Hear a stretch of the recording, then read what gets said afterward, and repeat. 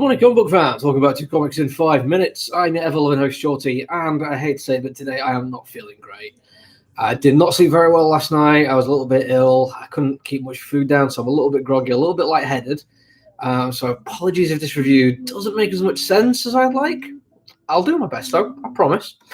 What we're reviewing today is The Possessed. Now, straight off the bat, I've got to say, I like Steve Niles. 30 Days of Night, October Faction. He's kind of known for doing very cool, stylized horror stuff. And to be honest, he's great at it. When I first started flicking through this, though, my first thought was it doesn't have that kind of overly stylized art style. See, I'm not with it. That he usually associates himself with. That's not to say I don't like the art style. In fact, I'm going to go out and say this is some of the best artwork that I've ever seen associated with a Steve Niles comic book. The only problem is it's going to be kind of hard to explain to you exactly why I think it's amazing, because just flicking through it, it looks, if anything, slightly simpler than a lot of the stuff. If you go back and look at October Faction or 30 Days of Night, you have some absolutely outstanding artwork in there, like stuff that jumps off the page at you. This stuff, in a couple of cases, yes, absolutely, but for the most part, it's far more understated. But I think it's far more effective for it. Okay, let me show you a panel here if I can get it on screen. There we go. Yeah, how effective is just that guy? What's he saying there? Justice.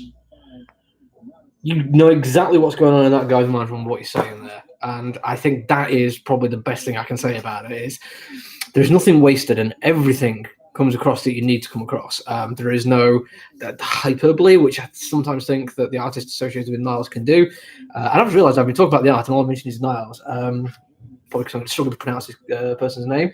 Gyula Nemeth, or Nameth. I'm afraid I'm not going to be able to pronounce it correctly. I do apologise. I've only seen it written down. But they do the lion's share of the work for me. It's not to say the writing isn't great and the concept isn't great, because they are. The story is effectively some Jewish people in a Budapest ghetto. In a ghetto. No, it is Budapest, I was right. Who are basically about to be rounded up and put on a train. And it's about as brutal and unforgiving as you can imagine, just with me saying that to you. If you know anything at all about what's going on in this period in history, you know nothing good is going to happen as a result of this.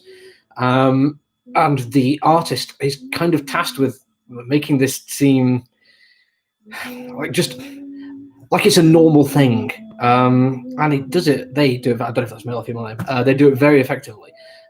They use like really washed out colors with not a single bit of warmth in it. When you see snow coming down, it's almost like a full blanket with only just using a few flakes. If everything is over the top and oppressive, while also looking like it could just be a day in Budapest, and that's kind of terrifying. But the actual story involves a grandfather and his granddaughter who watch, the parents of the granddaughter just get murdered by a German army officer for accidentally nudging him in the shoulder. Because that's the life they lived. It was absolutely terrible. And he decides to go and get justice, hence the word justice that I showed you there. A rabbi he knows sets him up with a dibbuk. Now, I don't know if people know what a dibbuk is, and they actually do take time to explain how this works in the book, but I don't believe that's surprising if you are going to pick it up.